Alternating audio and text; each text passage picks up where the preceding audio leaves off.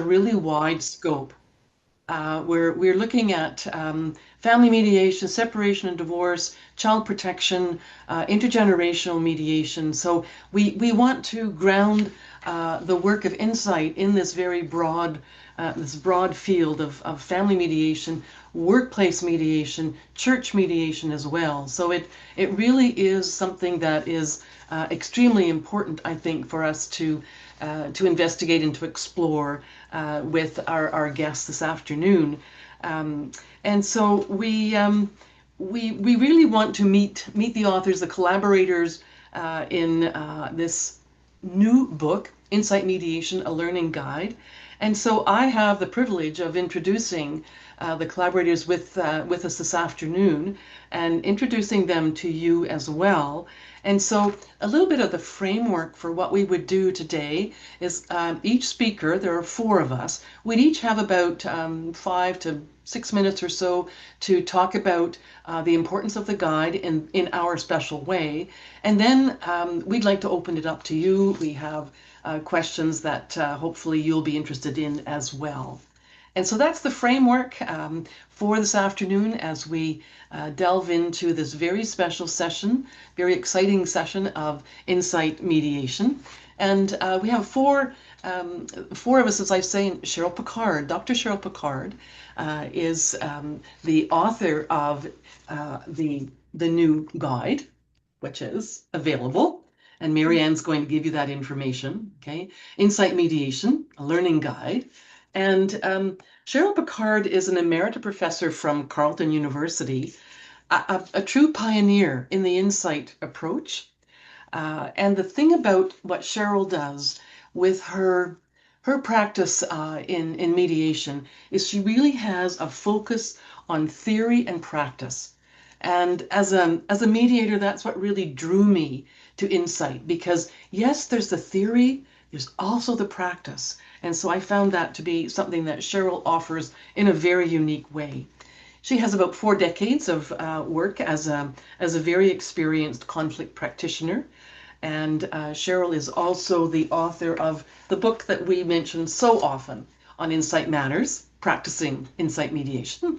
And she's also the co-author with Dr. Ken Melchin of Transforming Conflict Through Insight.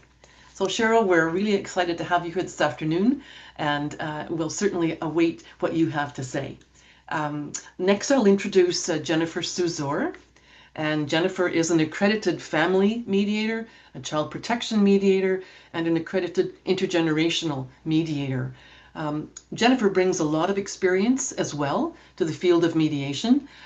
Jennifer has been working for 4 decades helping families in the family justice system.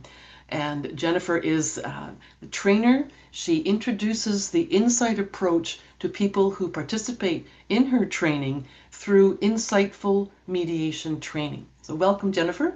And Jennifer, of course, is a former president of OAFM. So we welcome you especially too. And we welcome Laura Taylor, who's joining in from the Nanaimo, missing all this snow and cold weather. But Laura holds a master's of law from ADR, in ADR, sorry, from Osgood Law School. As a lawyer and mediator, Laura helps families navigate the whole system of conflict. And Laura's interest in insight has been sparked for her desire to find a transformative approach to the family conflict that comes to her as a mediator, as a coach, and as a trainer. Laura brings a lot of her insights to our work this afternoon.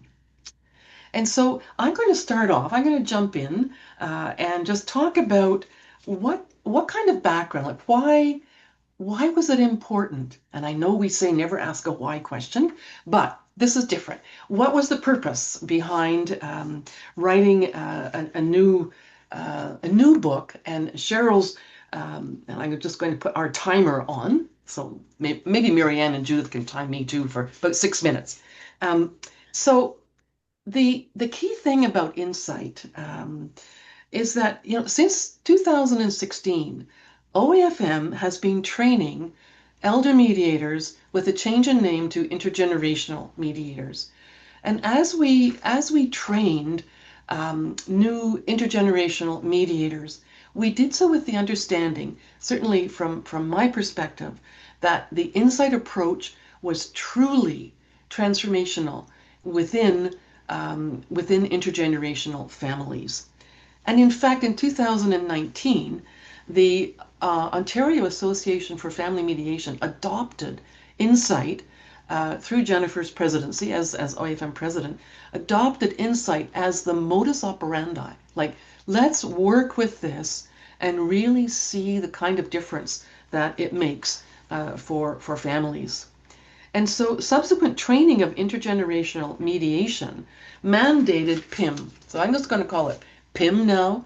We mandated practicing insight mediation as the foundational text for our work. And having said that, at this point, I only know of one text, a very, very brief book, really, called Mom Always Liked You Best. It's the only one I know of that deals specifically with intergenerational mediation. Ah, but PIM's even better. PIM goes into intergenerational mediation when we look at the conflict that Cheryl has chosen about a curfew. A mom and her daughter have a family conflict about curfew times. And so Pim goes over this, and you can find that pages 132 to 146. Claudette and Lauren are having this conflict. And so here's an opportunity to really delve into what is it that makes insight different. And so what we find is that as you source PIM, deepening the learning conversation, this intervention is at the apex of what makes the insight approach, different from most other forms of mediation. And so right away, we're getting into the fact that, here's a nugget that we can really look at. And so what you find in PIM is an explanation of what are some of the interventions the mediator uses in this particular intergenerational conflict to create the possibility for listening, learning, and understanding in a new way, in a way that could transform that conflict and resolve the conflict between the mom and the daughter. So you ask, what about the new guide? Well, the new guide then supports PIM. And if you look at in the new guide on page 19, what we find there is that there's an activity. We go into page 19, page 64 in the new guide. Activity number 2 focuses around Claudette and Lauren, the mom and the daughter, and gives us an activity about what would we do as the mediator? How would we follow through on the information first touched upon in PIM and then worked on in the guide? So this is when we look at the background for writing the guide, this really spoke to us. How do we offer participants in training on the insight approach more of an opportunity to work themselves through, what is the language of insight? What am I thinking of? How am I reflecting on my work as a mediator when I'm mediating using insight? How is my communication style supported by the new guide? And so these are some of the activities that you will find in the guide, as well as what has been added are things like, how do I actually journal? What's that all about? How can I as a mediator wanting to become more adept at using insight, journal about my activities, my thinking about this process? How do I assess myself? So there are 7 different appendices in the guide that support these types of questions. There's an assessment tool that allows me to check in, like, am I really doing what I think I'm doing? Can I back this up? There are also um, six different essays. Things like an essay on learning, unlearning, and relearning. Because many of us here today, we're kind of looking at this and we're thinking, well, I'm already mediating. Do I really need to look at something different? That's my question, and my answer would be absolutely. Take a look at it. Um, Listen to us this afternoon about how important it is to look at new ideas, to test ourselves, to look at its distinguishing aspects of insight mediation, of looking at the power of the hope question. We've talked about that a lot, of looking at exploring, because in insight mediation, we deepen and we explore. And so we want to look at exploring expected features. And then the final essay really takes us to what is the insight mediator looking for? If I adopt the insight approach, what am I specifically looking for as I mediate? And so you have an essay that talks about that as well. And so in closing my few moments of, why do we write the guide? What is it that the guide offers to each and every one of us to support the wonderful PIM practicing insight mediation text? And that is, it offers us the opportunity to not only to train other mediators in this approach, it offers us the opportunity to become more self-reflective about what it is that we do as insight mediators. And so, having said that, I'll turn it over to Cheryl, Dr. Cheryl Picard, the author of Insight Mediation, a Learning Guide. Cheryl, over to you. Well, thank you, Elizabeth, and thank you and Marianne for inviting me to this session of Mediation Matters. I really appreciate the opportunity to talk with you a bit about what the heck is this new book and why did I write it kind of question, which is what I'm basically going to do. But I also want to say hi to some of the people who are in this Zoom call who I recognize as people who actually were part of the journey of learning to take mediation where it is today. You are, in fact, as I've often said to you, the living lab. As Cheryl would come into class and I'd say, we're going to try to learn something new. And we worked really hard together at learning how to take a different theoretical approach to looking at conflict and then explaining what it is we do using that particular approach. And so as many of you know, or some of you may not, I am a retired professor from Carleton, taught in the conflict resolution program there. And I've actually been away now a little over 10 years. And during those 10 years that I've been away, I did a little bit of hands-on work with people wanting to learn insight or teach insight.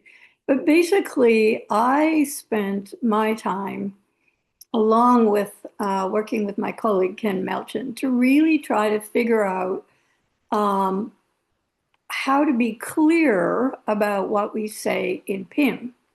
That we actually have advanced the insights that we wrote about, or that I wrote about, and then Ken and I wrote about in Transforming Conflict, to be, I think, a heck of a lot clearer and a stronger resource than for people learning to take this approach when they're in the mediation room or in just doing conflict in general. So it was kind of a revisit in a way to strengthen what we already know. I mean, learning is an ongoing journey, and so is insight mediation a long, ongoing journey to make sure that we understand what we do. And that's why we started this practice early on with insight mediation was a practice to theory. So started with what the heck am I doing as a mediator? Asked that question in about 2000, 2001. Had my friend Ken Melchin from St. Paul University join me in that discovery of what am I doing when I mediate, using something other than a negotiation theory, which had been the primary theory undergirding a lot of the mediation work or conflict work at the time. And so he said, I think we should look at it from a learning perspective, which was the theological, theoretical background to his whole academic career. So that's what we did. We took the practice, we examined it, we created a theory, an insight theory about what's going on.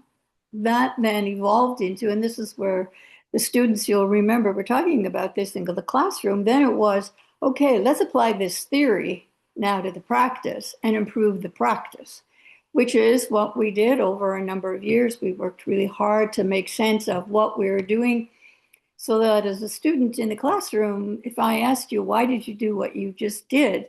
They actually could point to the theory behind what it was that they were doing.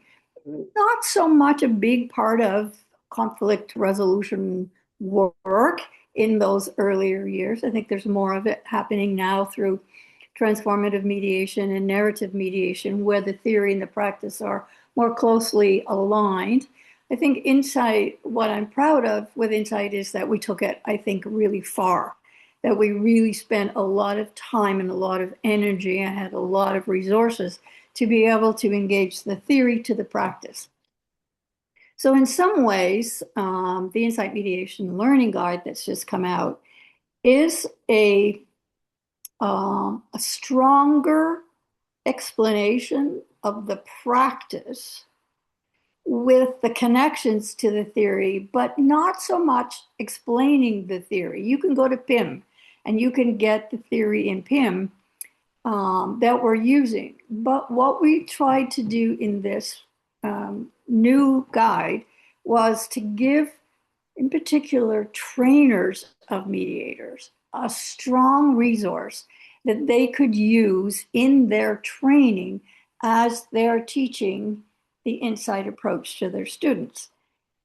At the same time, a guide that the students in the course could use, could have on it accessible enough for them to be able to understand what's being taught by the trainer and to review and to rethink it and to try to make sense of what it is that's really different and really important.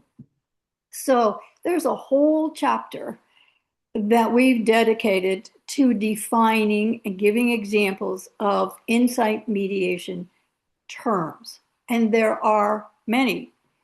And so linking and delinking and deepening and threats to cares and a lot of the language that we use and have used over the last 20 years to differentiate what we would do in everyday conversation, in everyday conflicts, in other mediation practices, to differentiate and to fine tune in some ways what we mean by doing it this particular way. What is different? And sometimes it's just about how we ask a question. What we ask about matters, and we say that a lot. And so, particularly new people to the field of mediation are struggling to learn the difference between an open and a closed question. And why not a why question, as Elizabeth said, we teach you.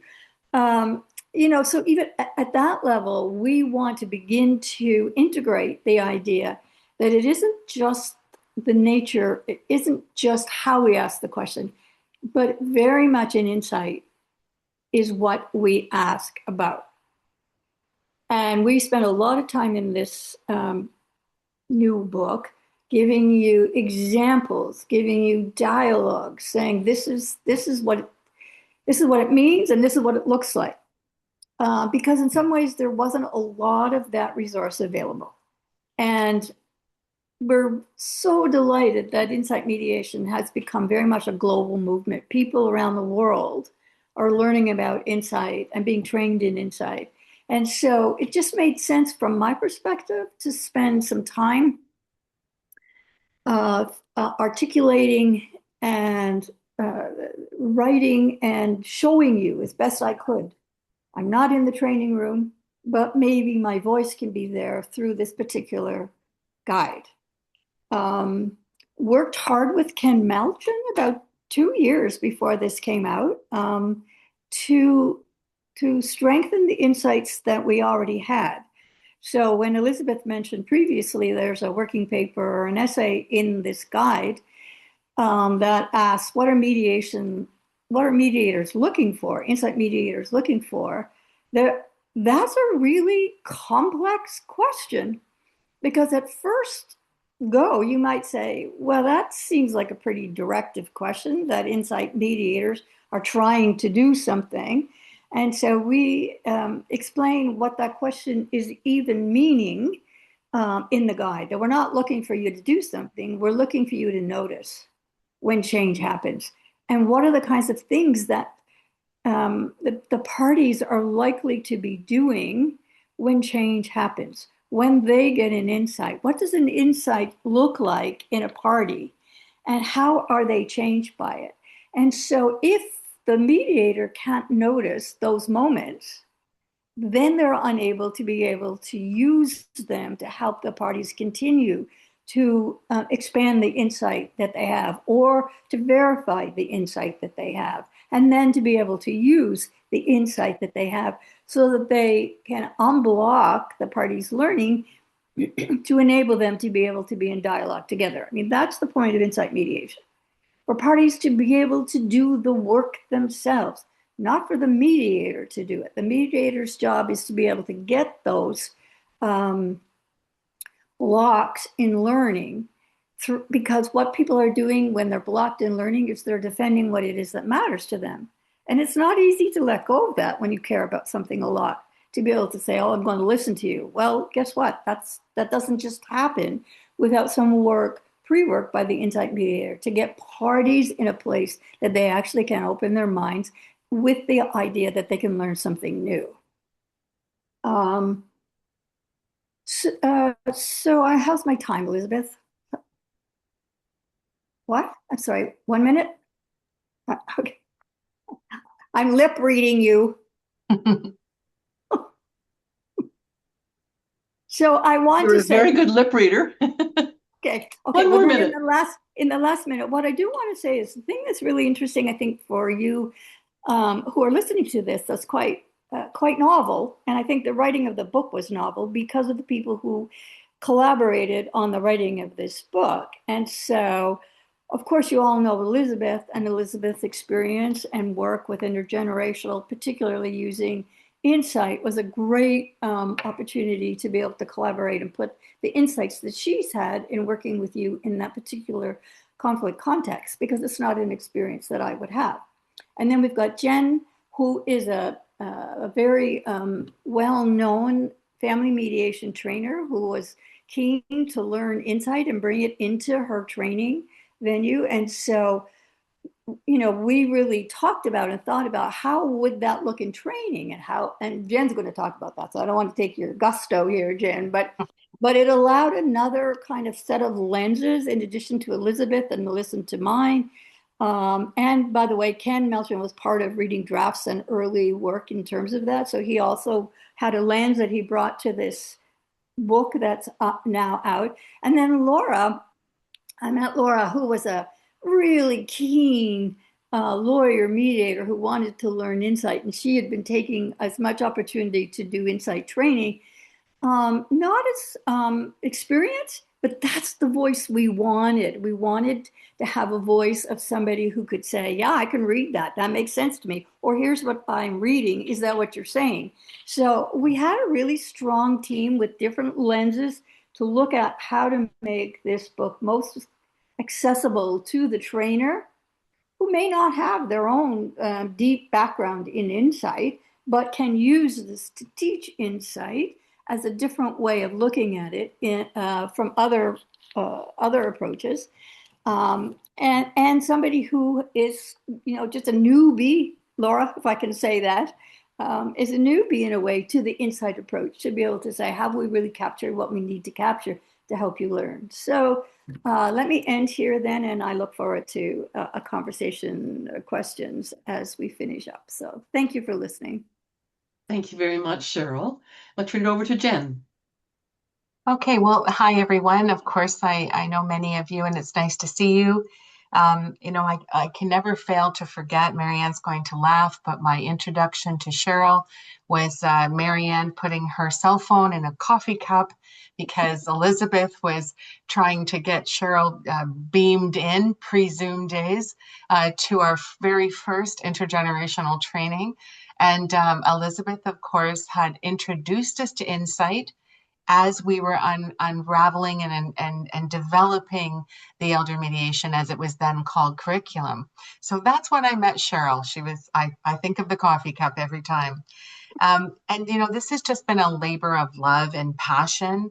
Cheryl obviously, you don't do what she's done without a passion for something, and helping people learn and mediate is obviously part of that. And that's, I think, what I shared meeting Elizabeth and then meeting Cheryl was there's something to this, and I want to learn. And reading Pim absolutely helped with that. But it's that, okay, how else can I get it? And over my journey as both bringing it into training, there was a point, and I'm sure Cheryl remembers this, where I realized this isn't a tool in our toolbox. It's not an add on, it's a completely different shift. It's a completely different approach to understanding conflict, especially as it comes in families. And so, for me, as it comes in families. And so that changed how I looked at it, and like very fundamentally. And of course, I'm actively training to this day as all of this is unfolding. So when I was given the opportunity, and it kind of grew really at least 4 years ago, we started talking about this seriously. It was, of course, something I absolutely wanted to be part of. And I actually I'm currently training this week. This is day 3 of a 5-day fundamentals course. And I've invited the people who are hearing about this week, Cheryl, some of the people who bought this for the first time, and the concept that can help their learning. One of my co-trainers, Krista, who is an early reader, is also here. So the idea that we're going to use it and how we're going to use it is so helpful. So for me, there's an invitation on my website, my training website, to read Pim, for example, before you come into training. It's not mandatory, but it's recommended. And now the guidebook is there too. And I imagine some people will have delved into it before the training. Some people will pick it up along the way somewhere. And what it's doing for me is enabling me to say, as Cheryl said, the theory here is in Pim. If you want to get some practice time, and just, what I love about this kind of formatting, and this book is definitely a labor of love, is there's notes pages. You can write in it. There's room to write some things, right? And we of course debated how to do this quite a lot as we went along, but it's kind of like your place it doesn't substitute for doing a journal. It should go with the journal, but it's definitely a nice place to do some highlighting and some of that work. So as a tool, it's going to be invaluable to people that want to learn more about insight or are learning in my trainings. This is a foundation.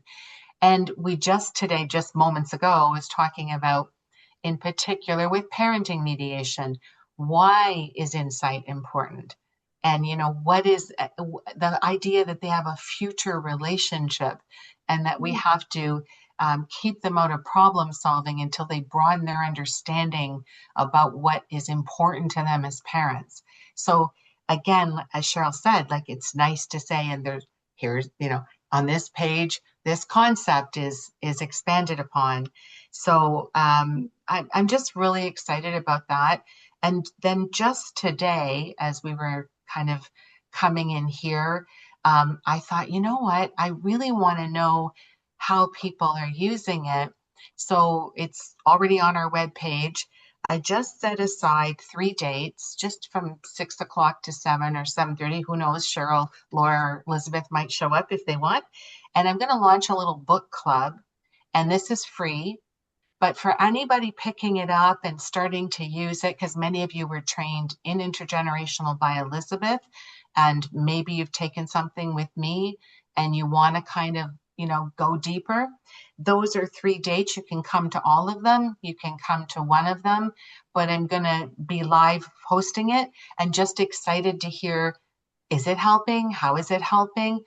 Laura won't be the only source of information on that. Laura, of course, is not a new newbie. There's some new newbies here today, but she's a newbie. So the idea that kind of delving into it and how does it help? So I wanted to have a way to connect with people. So I'm excited about that. The dates and the Zoom link are already on our website is familymediationtraining.ca. I think, pretty sure. Marianne can tell me if I'm wrong. So one of the things about a guidebook like this is it's hard to be simple. I mean, we get, it's almost like it's hard to break down complex things into a way that people can learn them. And I know that that's what we were really working on. As Cheryl said, there's theory, but this was, ways you can think of it, new ways maybe to explain things. Cheryl taking things she's written, but maybe, a new angle. And so that's what really training does. There's no course where I feel I'm dialing in something I've done before. It's an evolution of learning for me too. And so I'm excited to get my book out and start to work through it as well. And I'm excited that this new class that's beginning their training has this valuable tool. And I've lost track. I didn't put a timer on myself, Elizabeth, so I'm sure I'm now out of time. But if you want more, a lot of people have said to me over the years, yeah, there's something about insight, but it's sort of hard to, I don't know, I'm not sure I got it. I think this guidebook is really going to help with that. And I know it's going to help me teach new mediators. And I'm just so grateful for that. So I've said it a million times, but thanks again, Cheryl.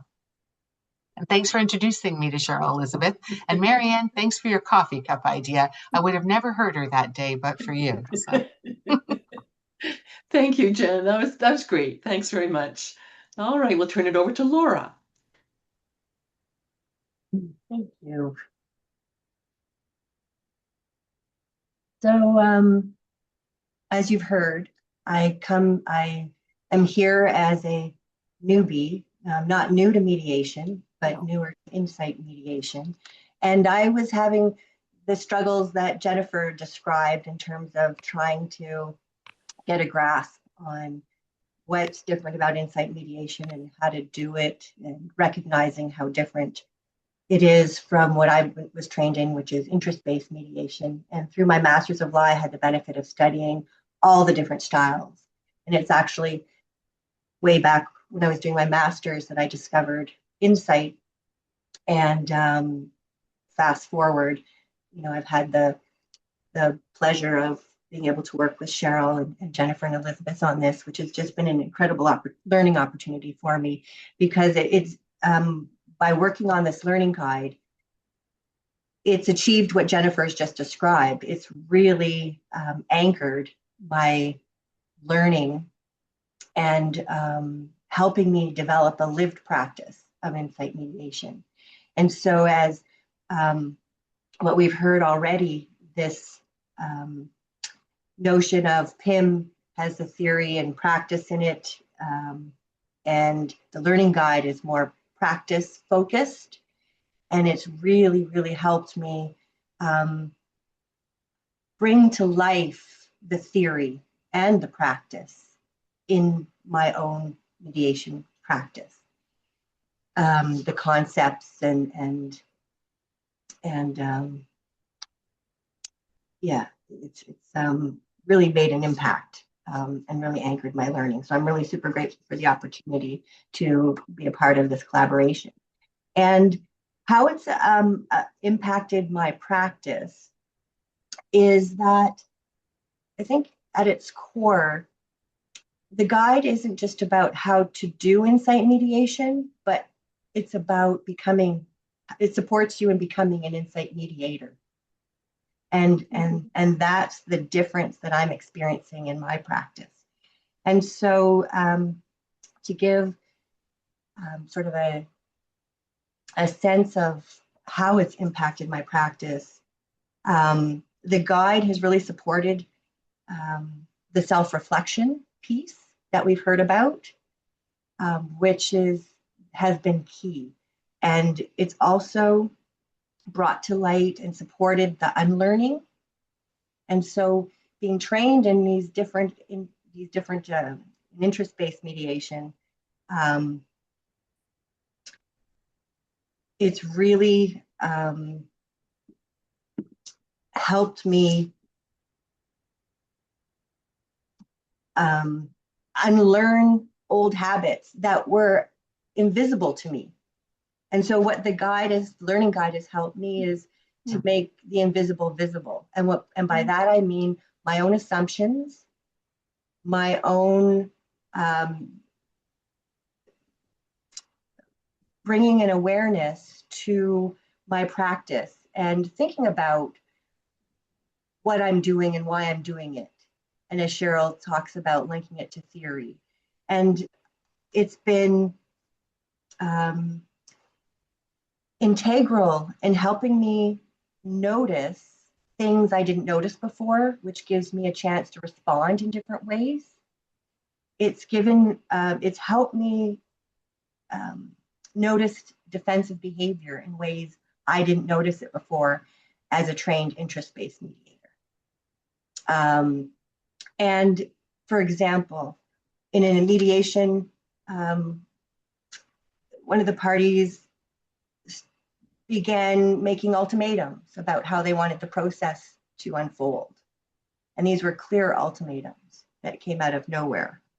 And with the self-reflection piece, I was able to pause, recognize my own defensiveness, be aware and manage my own response to the party's behavior, and recognizing the ultimatums not as wanting to control the process and me responding defensively because I was triggered. There were other things. And noticing it in myself and then interpreting the moves and behaviors of the parties in terms of understanding it as defensive moves as opposed to control, power, and responding in ways I would have done unconsciously without the learning guide and without the training. I would have approached it differently. And instead, what the guide has allowed me to do is really become more curious about what is going on with the parties rather than judging it, analyzing it, and responding unconsciously to it in the old ways I would have. So it's been really essential to learning how to become an insight mediator, which is a lot of reflecting on what's happening in us as mediators, as well as noticing things in the parties that we wouldn't have noticed before. And then we can choose different responses that are aligned with the values and the theory and the principles of insight mediation. So that was huge.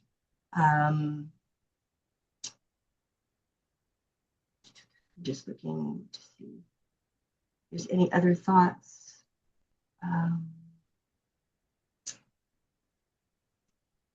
One of the things that Cheryl had mentioned earlier was in the learning guide, what it helps us do is to understand what to ask about. And that's one of the other differences that I've learned in terms of my previous training and the insight mediation training and what's in the learning guide is it really helps you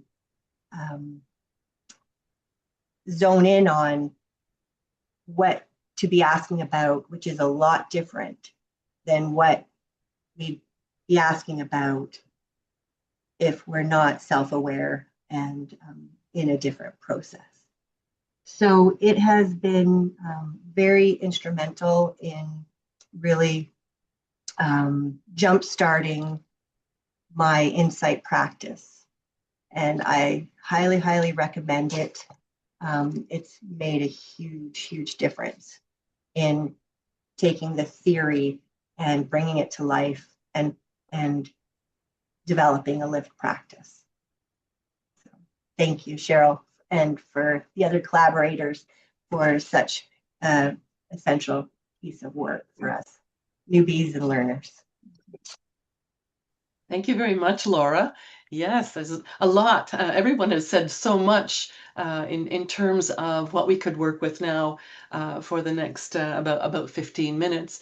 And so the idea is to open it up then and to ask some questions. For example, with Laura and Jennifer talking about training and Cheryl commenting upon what is it that we ask about. One question I wondered about was, I really appreciate, Laura, what you said about how adopting the insight approach helped you to make changes in how you practice mediation. I'm curious about whether there were any participant responses. Did the parties themselves have something to say about how effective the insight approach had been to the work that they did with you?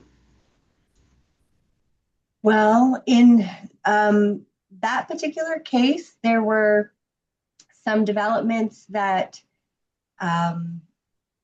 where the process couldn't be completed for other reasons. Okay. Yeah, so I don't have the luxury of finding out. No. Yeah. That's a pretty tough question, isn't it? I mean, how do you go back to the parties then and find out? And I would also like to say that in PIM, what you also have is an outline. Cheryl I think in a very interesting way, included in PIM a way that you could have a follow-up meeting with the parties with whom you were mediating. Cheryl, would you like to say anything about that with the follow-up? What the importance of following up with the parties afterwards about the insight approach? Well, I'm going to say very briefly, I think it's a very important thing to do. And I really wonder if anybody wants to say something or ask a question. So yeah, it's important to do. I could say a whole lot. I won't. I want to know if anybody wants to talk to us. Okay, all right. So we'll open it up to everyone else then. Thanks, Cheryl. Thanks, Okay. Laura. Anyone, any questions we see coming? Antoinette. Oh, okay. I can't. And so, yeah, I can't see. I could see your hand. Excellent. All right. I want to ask a few questions, and primarily, Jennifer, this is probably for you. I've been trained in all the different models of mediation, and sort of had similar experiences to this. And you haven't talked about the length of time, if you're applying insight mediation, that it would take. Having been a manager of court-based service before, is this a practice that could be applied with court-based mediation? It's a great question, Antoinette. And what's coming to my mind is some of you may have been exposed to this, certainly in our insight trainings, when we, Marianne, myself, Elizabeth, and Cheryl were sorry, being yelled at by Jacob. When we went to PEI and Cheryl did a demonstration, and that demonstration really taught me something. And it's the elusive part is sometimes how and what is the mechanism, but insight kind of skips and actually goes to the heart of things sort of so quickly that I actually think the hard part is feeling comfortable using it.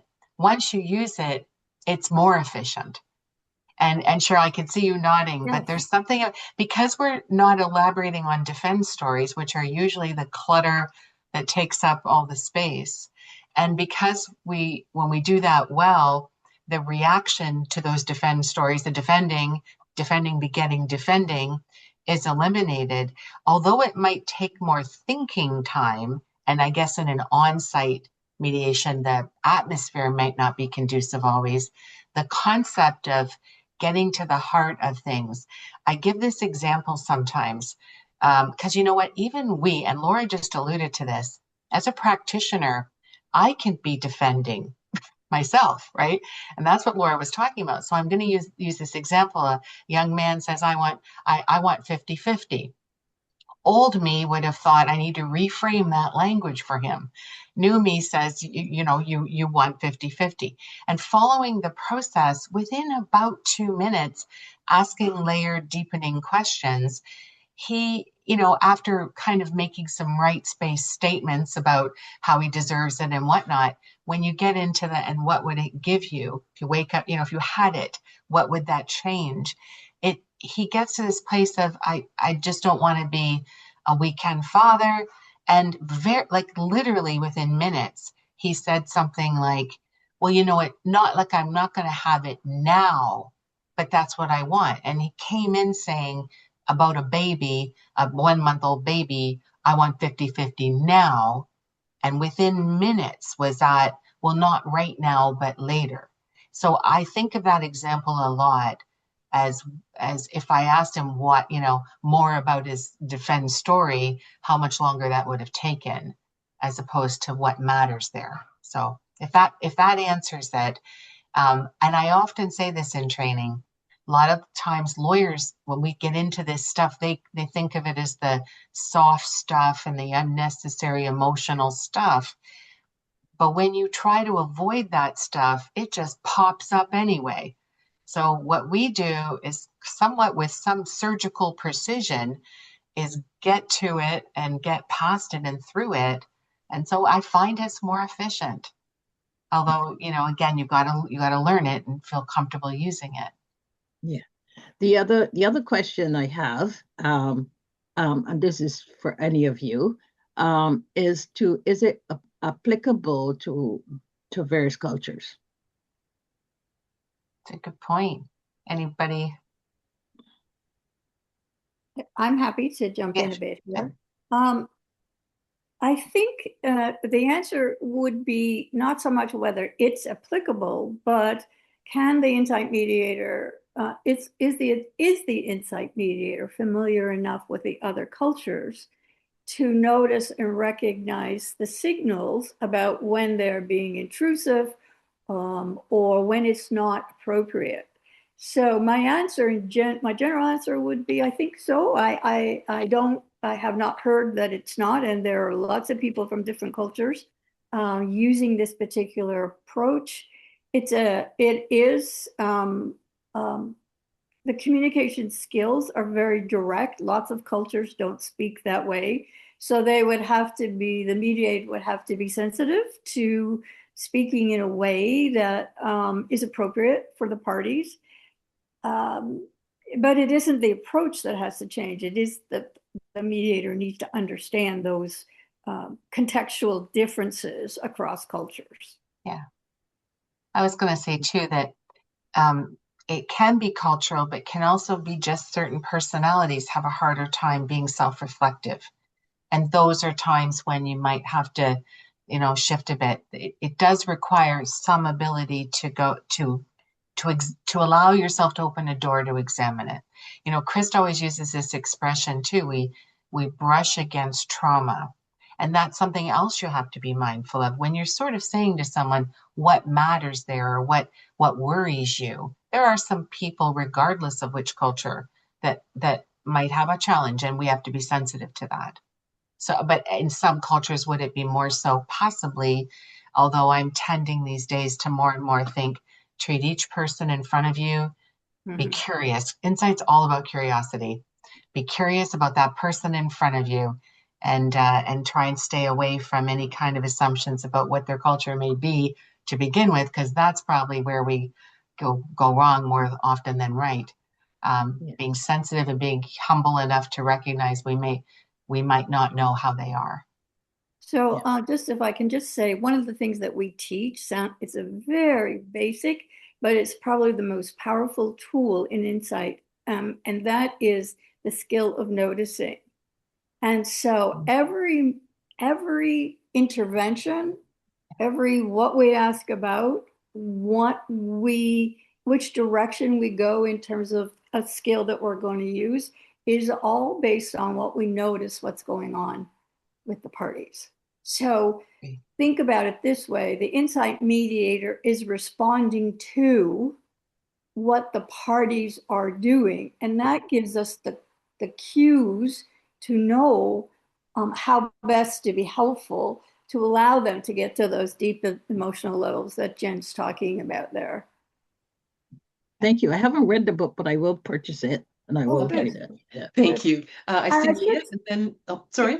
Well, I was just going to say, for those of you that have practicing insight mediation already, and I know many of you do that are sitting there, what we've done in the Insight Mediation Learning Guide is that there isn't anything that we've talked about in PIM in the guide we have a page reference for, so that it allows you to go back and expand.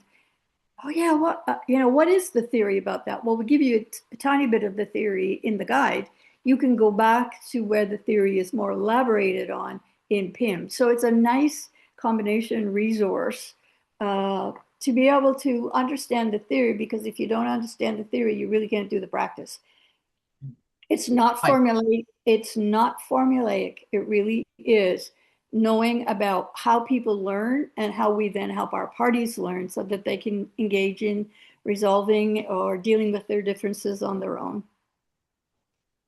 Thanks, Cheryl. I see Leah and then Patricia. So Leah? Oh, thanks.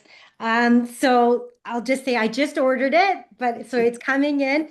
But I just wanted to ask you a question for anybody that's maybe on the fence to ordering. Do you have any kind of tidbits or that you can show us? I know you had mentioned something about a worksheet. If you can maybe let us on any kind of information on it right now for anybody who's wondering if they should order it.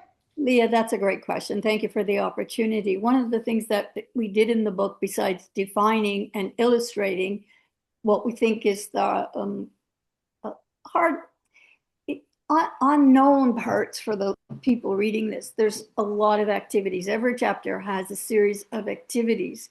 You can do them on your own. You can use them in a training room. As we really have kept in mind as much as possible the opportunity for people to be able to actually work at the doing part. So that I think is a really unique part of this book, the level of activities, as you would find in a workbook. So it is a combination of a bit of a teaching guide plus a workbook type of a book. Anybody else want to add? I was just going to say the other reason is, for me anyway, I've actually got it here. There's new things. Like we put a lot of work into other ways to illustrate and demonstrate and diagram things, which at least for me and anybody who's trained with me knows there's 500,000 slides for every day, because the visuals help me. And so therefore you're stuck getting them from me. But there is, I think, even, I can tell you, Cheryl, too, Laura and I and Cheryl and we all, I guess, made about 1 million covers before we landed. And this listen, learn, understand, just this piece actually really put that firmly before me. It's funny how we landed there on a very circular road, but listen, learn, understand, featuring that concept even. That's what's different about this approach, right? And yeah, so I think that that's another good reason is we're not repeating, PIM, as Cheryl said, it's cross-referenced, but it's new things. And also, I think it's important. Thank you for that question, Leah.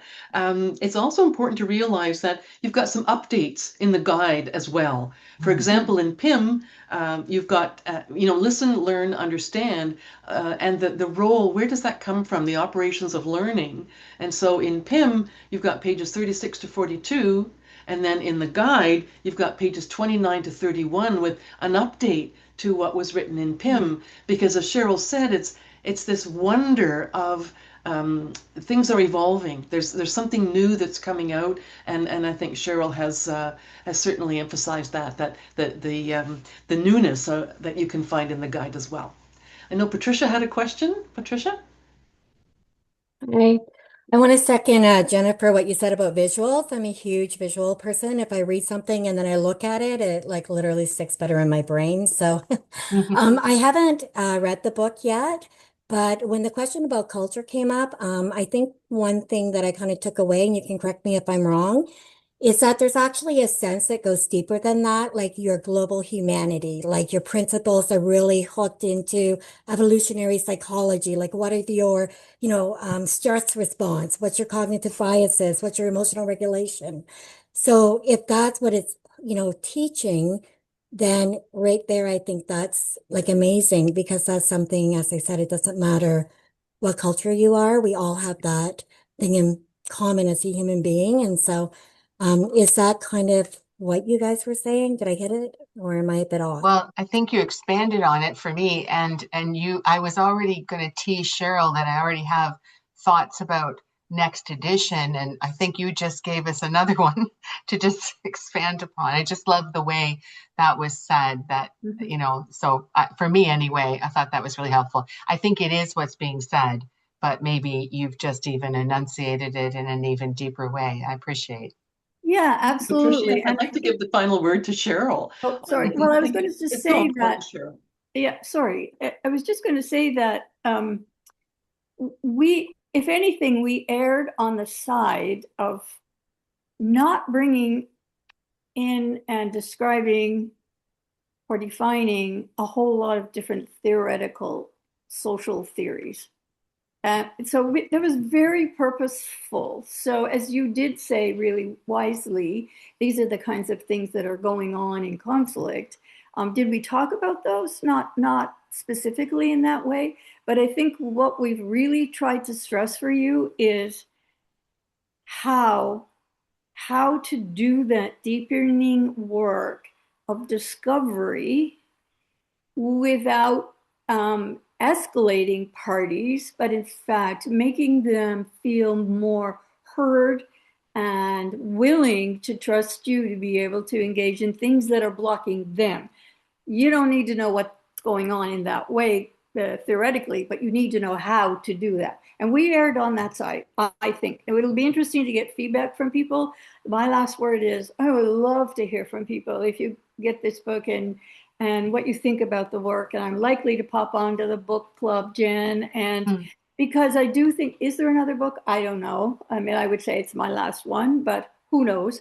And but we need to know how this helps people because what you have in the back of the book, the essays are unpublished working papers of the latest thinking that the researchers in the longstanding research and insight have been writing together about, and their expanded interpretations of those particular strategies that are difficult for the non insight person to be able to make sense of.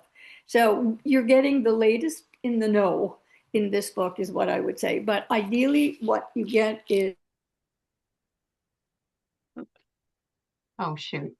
Get the coffee cup, Marianne. how to that question. Why people there and not there? You know, hopefully we answered some of those questions. Cheryl, we just lost about a minute or 30 seconds of, can you just repeat? It just froze for 30 seconds there. Could you repeat that? Can you guess what I said? I don't know what I I'm was saying. trying to, I'm trying to think of, I don't know. I think it was, I won't guess. Yeah. Well, then Okay. why don't I take this moment then? I see that our time is coming to a close to thank everyone for joining us for this book launch. To thank Cheryl especially, Dr. Cheryl Picard for leading us in our curiosity and our desire to know more about insight. And how wonderful that with your words, Cheryl, you talked about the deepening work of discovery. So we wrapped it up with a deepening work of discovery. And when we started off, when I mentioned the aspect of deepening as the apex of insight mediation, so we wrapped it in that importance of the deepening work. Thank you to Jen especially for coming up with the idea of the book club. That's really important. And Laura, so many layers to what you said, I think, Laura, in terms of, what pushes our buttons. As mediators, we need to know what pushes our buttons, and then we reflect on that. And then, as you said, Laura, helping the parties themselves learn about what pushes their buttons. So the beauty, the depth of insight is something for us to continue to discover as we continue with our work on Insight Matters. So thank you to everyone for joining us today. We really appreciate it.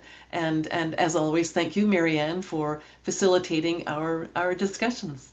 Thank you Thanks, all for everybody. coming. That's wonderful. Enjoy the rest of your afternoon, and we'll see you next Wednesday, February 18th, for Rochelle Bush Black History Month, our first event, and second Black History Month with Ujima Family Mediation, February 25th, all at 1 o'clock. And if you need the link, you just let me know and I'll be happy to send it out. Thanks to everyone. All right. Thanks, Bye, everyone. And everybody. it was Krista gave me the idea. I'm just going to throw that out there for the book club. So I don't want to take credit. She prompted me this morning. Nice. I just acted on it quickly. Right. Okay. Thanks, everyone. Good Good to stuff. see you guys. See you Bye, later. everybody. Bye, everybody. See you. Yeah. Okay. Bye.